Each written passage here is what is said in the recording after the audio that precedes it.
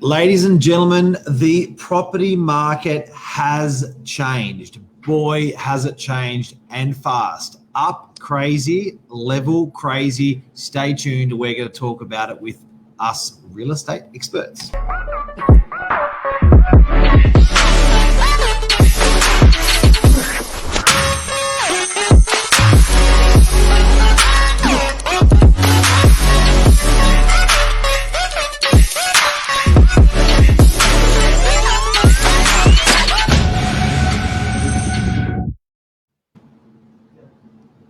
Market's up, market's down, market goes round and round.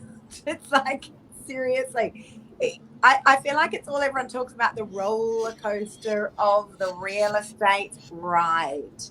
Yeah. Crazy times. All right. So tonight, hi everyone. Good evening. You've got Mark and myself this evening. Tonight we're going to be addressing what is going on in the real estate market. We know it's been fast and furious these last few months, Crazy, but we saw signs, right, a couple of weeks ago that it was starting to level out. And so we just want to explain tonight what actually that does mean. Is it normal? And what's going on? Because not everyone follows real estate like we do, let's face it, Mark. And, I think it's really important that we keep people up to speed with what we're seeing on the ground, Northern Beaches. But I think this, this ripple effect is being felt right across the country, from what I understand from speaking with other agents. What do you think? Yeah, look, it's a big topic because it's the biggest asset class in our country, like stock market, property market. Like the property market is a big boy, big girl, whatever you decide. But it can make you feel happy, it can make you feel sad. And to put that into perspective, if your property value had halved in the last 3 months or in the last 12 months, boy, would we have your attention. Equally, when the market's going up, boy, have we got your attention. So the thing that you and I, Lise, and the whole team at Novak always gets asked is, what's happening? What's it doing? And not necessarily pinned to sales either. Rentals is a big one as well. You know what I mean? So, what's happening out there? Let's get into it. Okay, so here's what we're saying. Let's rewind 3 months ago. The property market was absolutely fast and furious. All of a sudden, buyers came out of the woodwork from everywhere. Now, guys, bear in mind, we're based on the Northern Beaches. And let's just clear up a few facts here. Realestate.com.au reported the Northern Beaches were outperforming most other areas of Sydney. The data, and I don't talk numbers a lot, but the data was significant.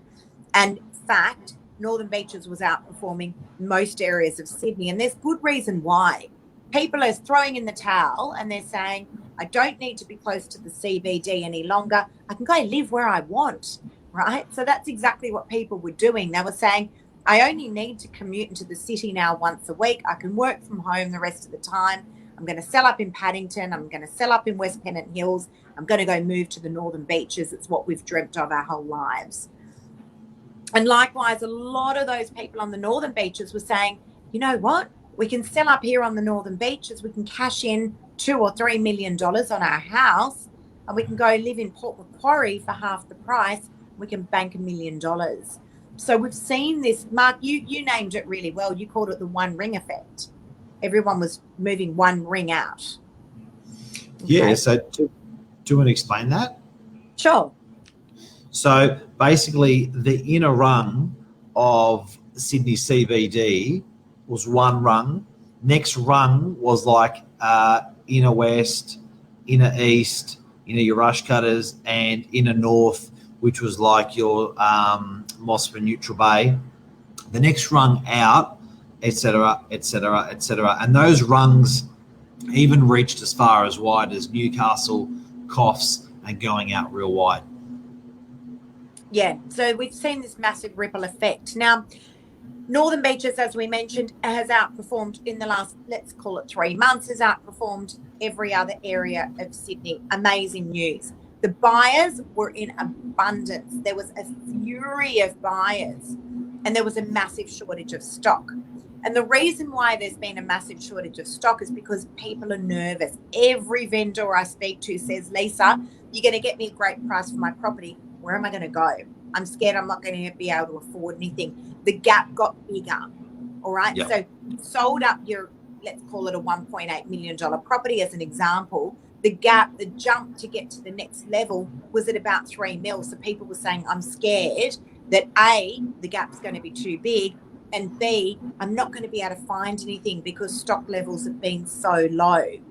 And then on the flip side, we've had a huge amount of buyers in the marketplace.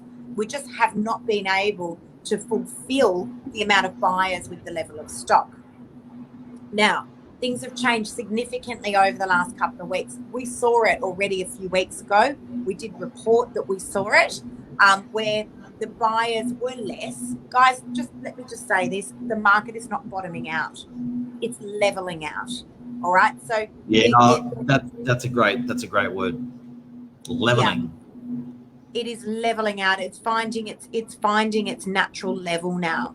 So it climbed about 20% on the northern beaches. That is a significant growth in just 3 years. Over what period of time would we usually see that kind of growth, Mark? Oh, look, when people say property values double, if you're doing 10% a year for 7 years, that's doubling.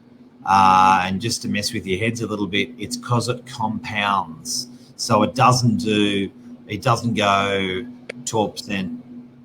11%, 10%, 8% over a 10-year period. If we can hit those levels of 10% every year for 7 years over a 10-year period, that will be double. That's what we expect. Right, but it all happened quite quickly. So it all happened over that 3-month period. COVID obviously slowed things down. The market went up, came down, and then all of a sudden springboarded straight back up again. We saw an increase more so than what everyone was anticipating. But now what we're seeing, and this is my opinion, all right? So vendors were gifted a 20% increase on their properties. Okay. Yep. Then some vendors were in saying 3 months. In 3 months. Particularly with houses, not units. Correct. Yeah. That's significant to point that out. So then some vendors were saying, I want more than 20%. I want 40%. I want 50%. All right. And some vendors got greedy with their expectations, and buyers said, you know what? We've had enough. We're already overpaying. We don't want to overpay anymore. And so we're either not buying here in Sydney, we're going to go buy elsewhere, or we're just going to put the pause button on for a moment and just see where the property market goes. And then that's what's happened. It's just slowed things down. Now the market is starting to level out.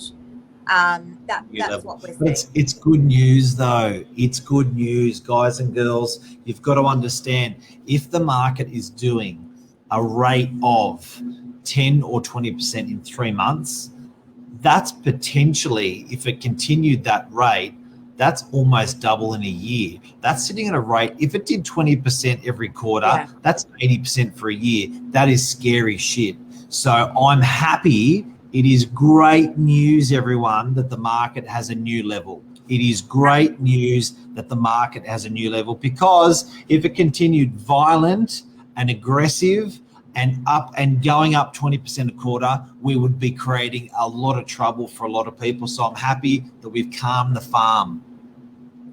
And look, not only that, but people don't like uncertainty. So when the market's climbing and climbing and climbing and climbing, everyone knows eventually the bubble's going to burst. All right. And I kept saying to a lot of my vendors, it's not sustainable. They were saying, Lisa, what do we do? Do we sell now? Yes, sell now if you want to, but what's your plan? Where are you going to go? What are you going to buy? I saw so many vendors, if they had the capabilities, Mark, so many vendors, more so than I've ever seen before, were actually buying before they were selling. We don't see that in real estate. They were like, we're scared. We don't know where we're going to go. Not only that, there has been stock around. So much stock has been transacted. And I don't like using the word off market, because we use Premarket, but so much stock has been transacted off market or away from those real estate portals. You go onto realestate.com.au, you go onto domain.com.au, there's not much stock there. They're the lowest we've ever seen on those portals. Oh, but yeah. You go to the sold section or you go to RP data, it tells a very different story. All right. So the stock is being transacted. It's just moving in different portals. It's almost like an underworld, a real estate underworld, right? It's being transacted in a different way. But more so than ever, I have seen vendors buying property before they sell, which comes with its own set of risks. All right. But they wanted the security of knowing that they weren't going to be homeless. They didn't want to be outpriced in a market that was moving so quickly. Now, the risk with doing that, buying before you actually sell, is you might have gone and bought a house for $2.5 million. Maybe you could have afforded a house for $3 million because you just don't know if your property was going to sell for more. All right. We come in with our proposals and our guides with our 10% variance. And I can tell you now, more often than not, a lot of these properties have been selling for way more than what these vendors expected that they were going to get. Crazy. It was crazy. Yeah. Hey, can I just show our friends what I've got here? Sure. This is really, really interesting. I'm going to share this with you for a second. This is really, really interesting stuff. And I saw it come up today, and I thought the friends at Catalyst have brought that. What's been really interesting is this. This is the rationale. So if people are trying to understand why there is less stock on the market, our friends at Catalyst have put this together for us. This is absolutely genius. Lise, can you read that there? I can't see it, but I'm looking at a screen on my iPhone. So 9 out of survey that's done, 9 out of 10 people, I'm looking to my right because I'm reading this as well. 9 out of 10 people, owners are hesitating to sell their home because they're the low stock. They have to buy something in the next market. So the biggest reason why people aren't selling is they are worrying about what the hell are they going to buy. There you One. go. Yep. 2, lender timing and credit complexity, which is this puppy here, right? So the general timing to loan assessment has been over 4 weeks. That's really important. That's why people aren't listing as well. The next one, having to sell before they purchase. So these 3 rationale are the 3 main reasons why there is such low stock in the market. It's really interesting, and Mark, you were speaking with a real estate agent last week who's been in the game for over 50 years, and he was saying he's never, ever seen the market like this. Never seen property prices increase at this rate, never seen such shortage on the market, never seen such fierce buyer activity. So it's really interesting times, and it's been very tricky with us real estate agents because when vendors say, what do I do? Do I sell? Do I buy? What do I do? It's not like we can go back. Often we can refer back 40 years to see the cycle of what that market was doing. It's been really tricky, right? And then it's also been very tricky with our price adjustments because I know I had appraised a property 3 or 4 months ago, and these vendors contacted me and said, look, market's great, want to put the property on the market. I had to go back to them with a proposal. It was a very different price, estimation of price that they were going to be getting. The market had shifted that quickly and obviously in their favour. But it has been tricky with us agents. I know there's been some talk about underquoting and all that sort of stuff, but please bear in mind, the market has been changing so swiftly week to week. It's often hard to just try and keep up with it. It has been really, really interesting times, that's for sure. But the good news is people do like to work with certainty. It is starting to level itself out now. Property prices are remaining strong. Buyer activity is remaining strong. It's not as fast and furious as we saw it a few weeks ago, but there are plenty of buyers out there.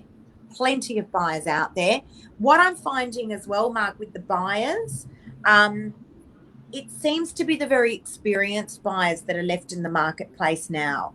That's what I'm finding. These guys seem to really know what they're doing. It's experience and it's confidence. It's experience and it's confidence. Yeah. They're confident they're going to get into the next place if they sell. They're confident they got their finance organised. Yeah, and I'll tell you what's nice now where we are 3 months down the line in this marketplace is that buyers, A, they understand the market and that they've got to offer quick and fast. There doesn't seem to be a lot of the mucking around that there was initially. You know, we would say to buyers, guys, you can give me an offer here at the open home verbally, I'll need it in writing. But by the time we connect again on Saturday evening or Monday morning or whatever it may be, just understand this property might be sold. The buyers would look and go, I know, you're just a salesperson. Yeah, you're going to say that, right? And it really was selling. Now they actually truly believe that's the situation. I had 3 of my properties on Saturday. I had offers at the open homes at all of those properties. Buyers well and truly understand exactly the expectation of them and that they do need to move quickly if they want to nab a great property. It's huge. There's another thing I want to share with you now as well, because, you know, I'm loving this. You've got all these goodies tonight, Mark. I've got all these goodies. So CoreLogic, I like CoreLogic because these guys collect every single sale in the country. And if you have a look at this, what's really amazing is the lack of stock that's on the market. So we worry about Northern Beaches, Sydney, but this is national. So national, have a look at this. Have a look at this little puppy here. This is what stock levels have done over the last 11 years, and look how low the stock is. It's coming to a 10-year low. That's good for capital growth. And on market for less than 30 days, look at that. It's gone bananas. It is a historic low. So that's another. So I know I don't have to convince anyone that there's low stock on the market. We all know that, but it is happening across the country, which I think is very interesting. Well, that is interesting because it doesn't usually, right? It usually works again in its ebbs and flows. So when Sydney's really overperforming, often Melbourne's struggling, or, you know, but we're seeing collectively right across Australia, this seems to be happening in every single state. What's different about this market is it's happening in regional areas as well. So we don't usually see that. Normally those guys will struggle. It'll be super quiet, but we're speaking with agents. Actually, we've got some agents coming on Thursday morning from Alice Springs. Yes. They're going to be joining us on Novak Morning Minutes. It's going to be really interesting to see what these guys have to say. Like Alice Springs, with all due respect, but like who would ever think about buying property in Alice Springs from Sydney? But it's going to be really interesting to hear what those guys have to say. But it doesn't matter who we're talking to, Mark. Bathurst agents. I spoke to someone today from there. It's gone bananas. Wagga, Newcastle, Coffs Harbour, all these areas, these guys just can't get their hands on enough stock.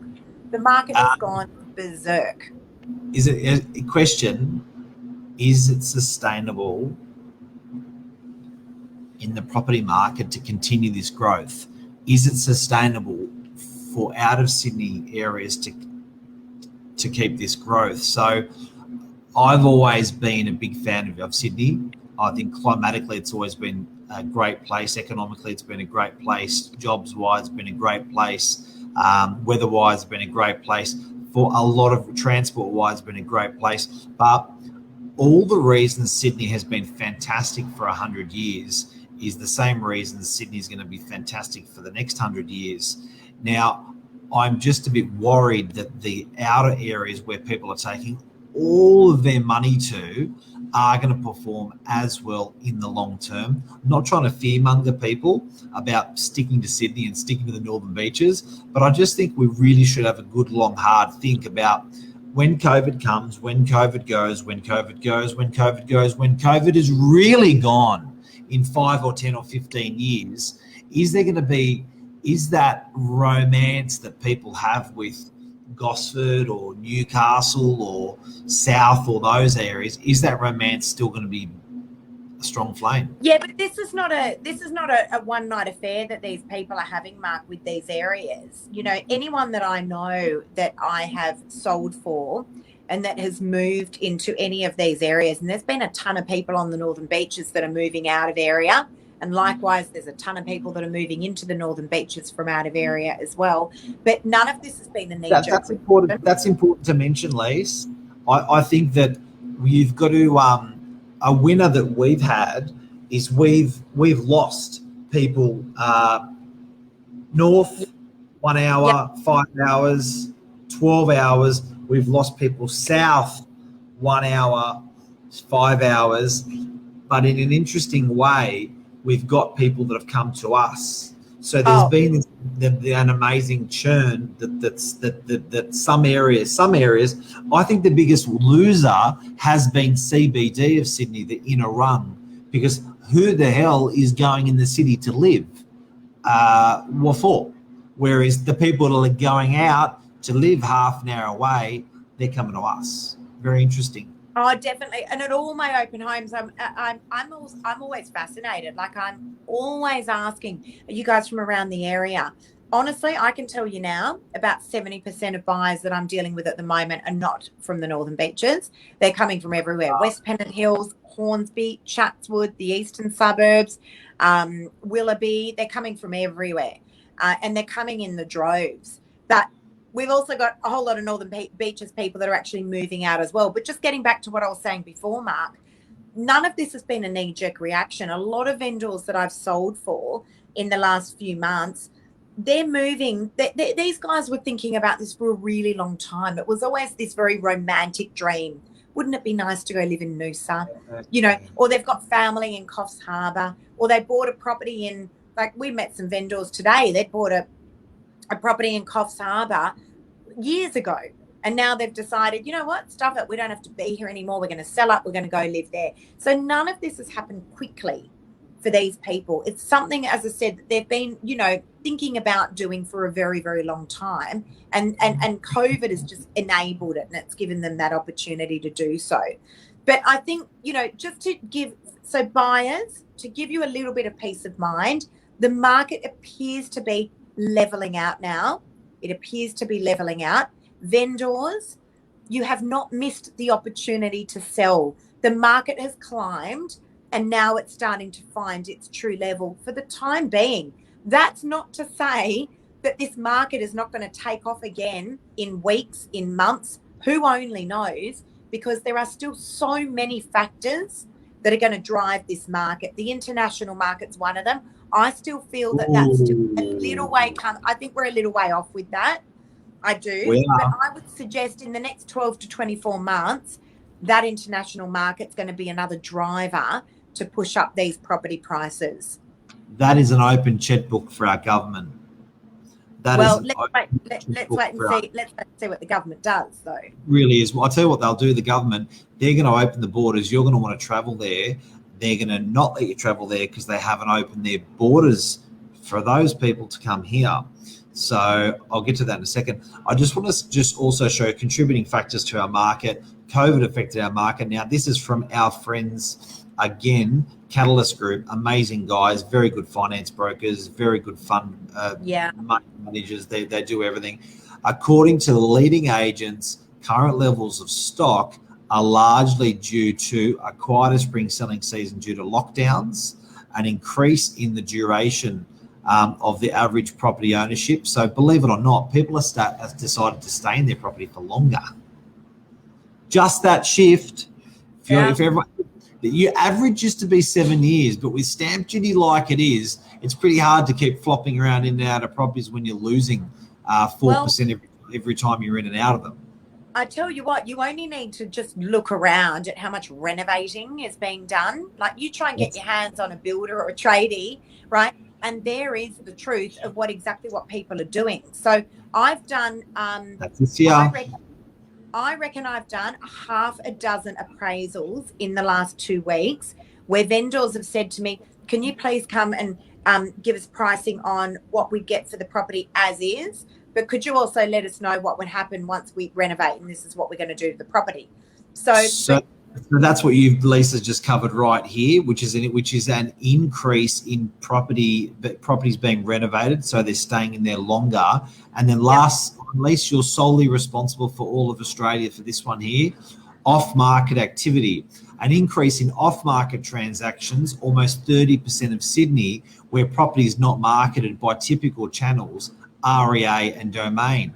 Guys, if you understand this, you can understand the property market like a champion. Yeah, absolutely. And and again, like obviously I talk a lot about, the whole I call it pre-market, that, many people in the industry call it off market. But, the reality was property has been transacted away from those real estate portals. I've been doing it now for 3 years. The industry has been doing it now for however many months. But, it's really interesting to watch that shift. That's not a fad. That is not a fad. Vendors have enjoyed transacting that way, and buyers have enjoyed transacting that way. The amount of buyers that will call me and say, I don't want to buy something that's on the portals. I want to buy a property that's off market. Mark, I swear, I must get 10 phone calls like that a day. I get phone calls from buyers that are now saying, can you let me know before it goes onto your social media, please? That can be called designer buying and designer selling the way you want it. Well, and the buyer's agents, they're having an absolute field day. They're having a field day, right? Because they're the ones that are exposed to all the off-market stuff. They're reading great. Yeah, it's been really interesting. But you know what it is? It's individualization, and it's what I talk. If you go back to my videos from 3 years ago, I talked about it a lot. And that's why people like the whole social media buying, selling strategy, because it's individualization. You don't need to feel like everyone else following the herds. Everyone can just do it their way. You feel like that property has been served up for you on a platter just for you. And there's magic in that. It's huge. Now, before we sign off, Lise, international borders. So, guys, you're freaking out. You're thinking, okay, this market's too hot. It's not sustainable. It is because of the international market. And the reason why is the sea change and the tree change that we've had on a domestic level has been 27 million people buying from 27 million people. So we've completely supported, self-sustained our property market without the other countries in the world. Completely. Unbelievable. Yeah. So what's going to happen when the tree change and the sea change on an international scale happens and the borders are all open, all unlocked? Are they running from Australia or are they running to Australia? Because when there's 6 billion people in the world and they're running from Australia or to Australia, I reckon they're all going to be coming right here, especially the people that can afford it. And those are the people that are going to buy, and that means that's going to be a kick onto our property market. So I'm encouraging friends and family, if you have the ability to do an upgrade, if you need it, if you have the ability to make an investment, if you need it, and you can do it, now is the time before all of the international peeps come over and start buying our stuff, and they will. Mark, I have to tell you, it started. Yeah. We were at a function yesterday. We spoke to, I'm going to remind you of this now. There were 2 people that you spoke to at that very small function. It was only 30 people. It was a friend's birthday. There were 2 families there that have just come here to live. Do you remember? One was from America and one was from China. Those guys have come here to live. It started already. The floodgates haven't even opened yet. It started already. But guys, don't wait off for the international market. That is definitely not my advice. Don't wait off. That's going to be a whole new wave. That'll be a whole different wave. My advice is always, you've got to buy and sell when the time works for you. The market is still absolutely phenomenal. It is starting to level out. It is a wonderful time to transact property. It always is, as long as you're transacting in the same market, especially when it's a little bit volatile like it is at the moment. I reckon that's a wrap. Buy before the internationals do. That is our message from today on the ever-changing property market. And boy, it does not stand still. Up, down, left, right. It's boinging around like crazy. Can we sign off on rentals as well? Rentals is stable. It's good. Landlords are happy. Tenants are happy. It's a controlled environment.